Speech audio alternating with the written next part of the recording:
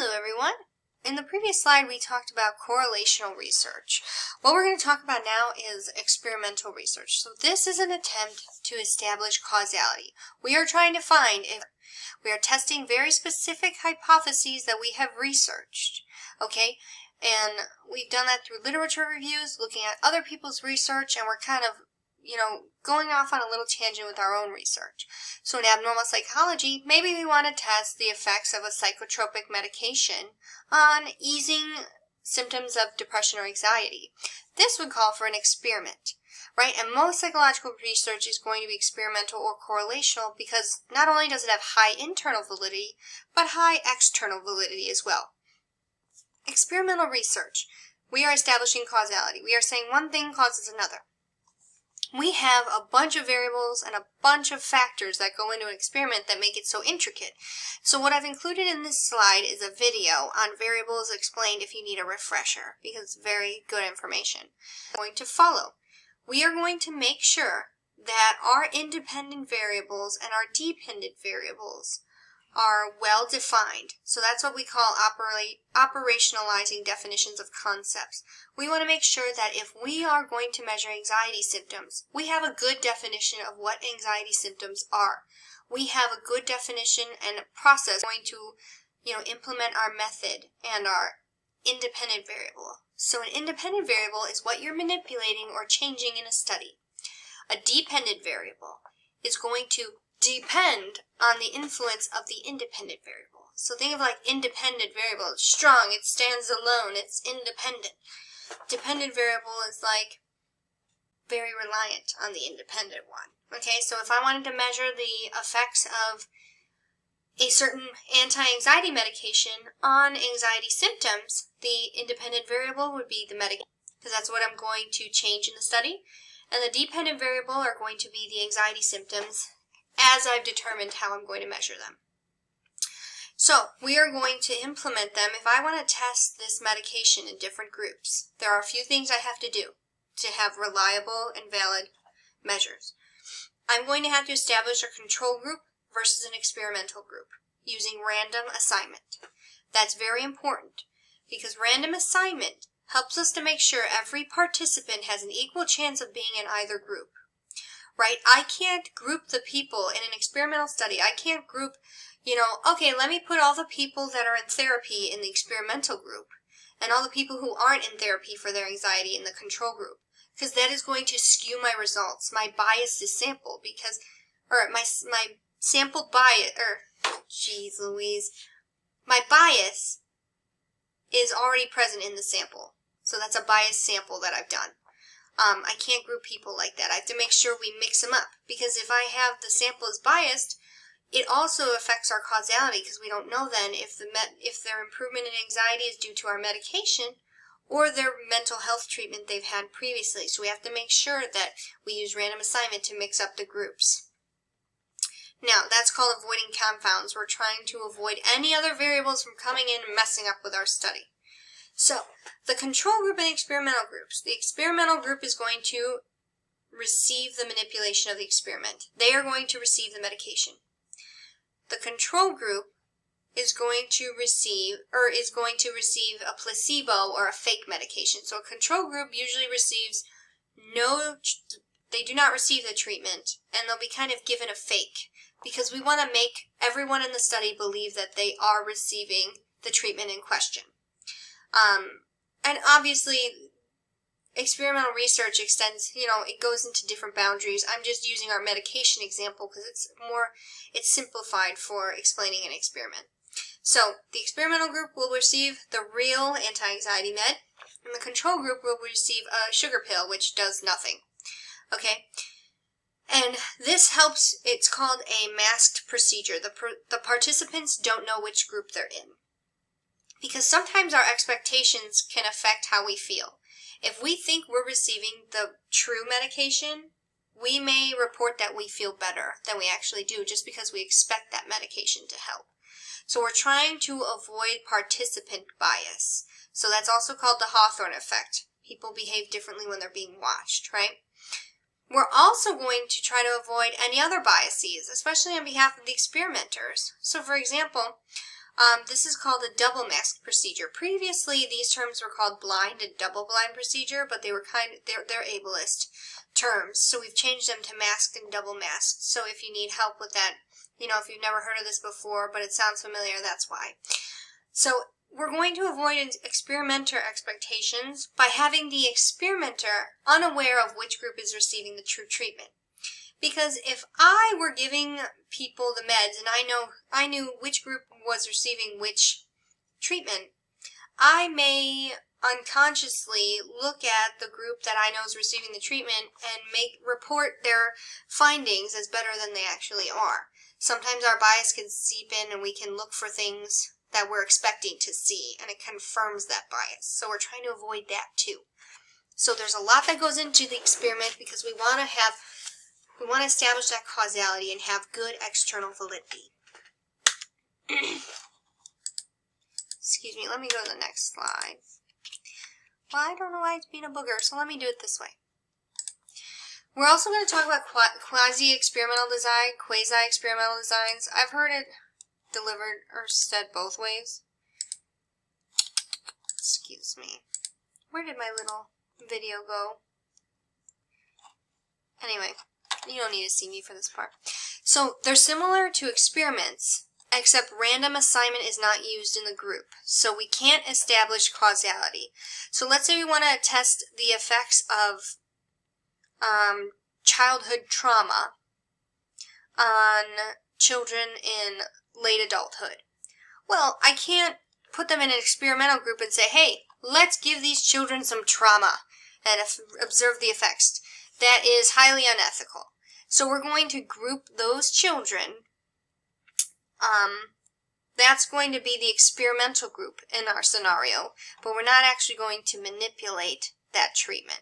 We are going to group them by it, though, to see what the effects have been on their life. And in order to do that, you know, oh, you can't see me. In order to do that, we are going to use what's called a matched designs. So let's say we want to do that experiment, looking at how childhood trauma affects anxiety in late adulthood. We are going to have the children who have experienced trauma in one group and children who have not in another group. And we're going to match them based on similar characteristics. Okay? So key characteristics. Maybe we're analyzing like 8 to 10-year-olds in the experimental group. We're going to find 8 to 10-year-olds of the same variance, you know, and match them. So we want them to have key characteristics in common. So we're trying to do all we can to kind of have that causality factor, even though we can't do it directly. Then we have natural experiments. Same kind of thing, except nature is going to be the independent variable. So how natural disasters affect people. So maybe the earthquake in Haiti years back, how that affected those survivors, their way of living, their depression levels, or maybe anxiety about resources. That's going to be the independent variable, even though we are not manipulating it in the sense of making a natural disaster happen, but it is the thing that is going to be the differentiating factor between the two groups. Then we also have analog experiments. So this is, it can be controversial, but it's a research method in which experimenters produce abnormal-like behavior in lab participants and then conducts the experiments on the participants. So this could be producing like Seligman's learned helplessness study. I used a little animal here because I feel like it's done more with animals than people. Like we could produce, you know what? I'll show you. I got a good example of this.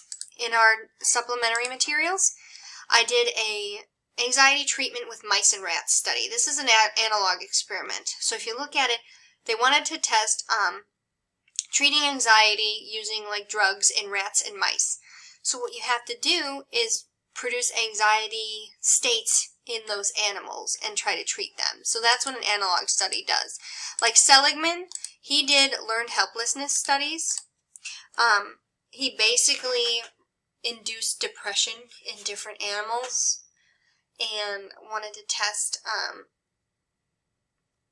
like experiments on them in their state of depression. Yeah, it sounds really bad, but that's what it is. Obviously, we have ethical codes to follow before you initiate those kind of experiments. longitudinal studies occur over a long period of time. They are great for, following people throughout the lifespan. But they do have their downfalls. We may lose participants, which can affect our data. Sometimes people drop out of the study. They don't want to do it anymore. Maybe they go MIA and we can't find them. They ghost us. Maybe they die. These things happen throughout longitudinal studies. And it can be costly. It costs a lot of money to run a research study over the course of 30 years, right? And also, one solution to this may be doing cross-sectional research. Our text doesn't talk about this, but this is the idea, like, hey, if we want to study the effects of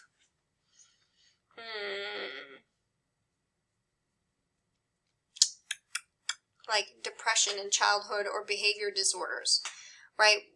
How does that move through the lifespan? We might take little cross-sections of lifespan. So maybe I'll observe a group of 8 to 10-year-olds. Maybe I'll do 10 to 12-year-olds. Maybe I'll do 13 to 15, right? So I'm taking cross-sections to measure all at once so I don't have to follow one group throughout their life.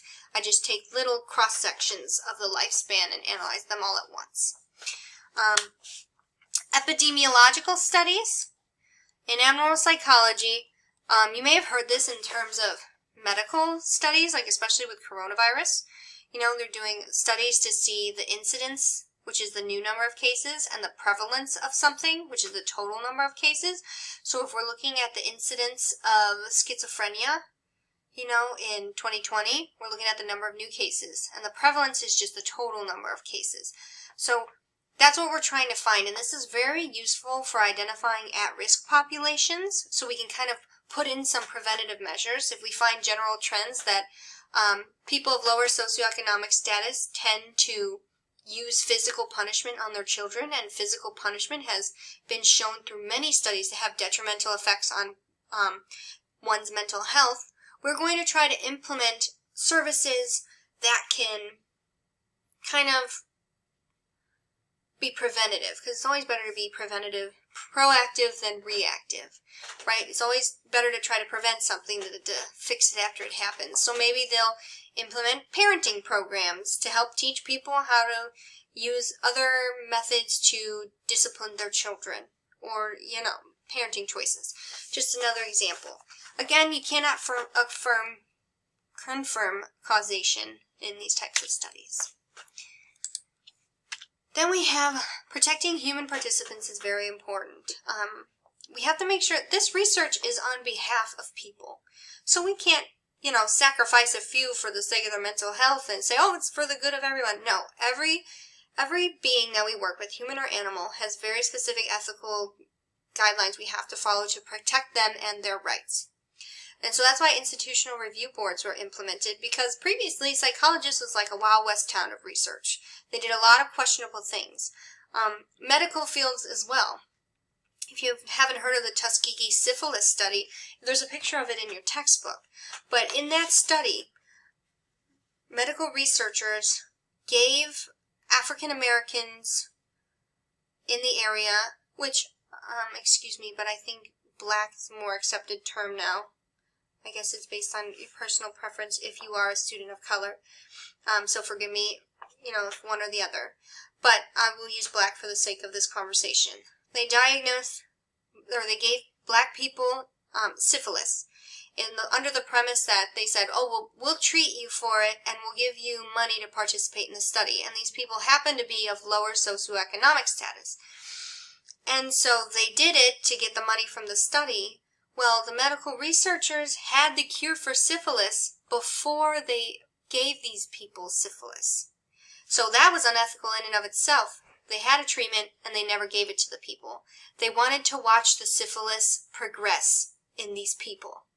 So they knew what happened. They knew they had a cure, but still they let the syphilis, run through these people's system. And, some people died because of it.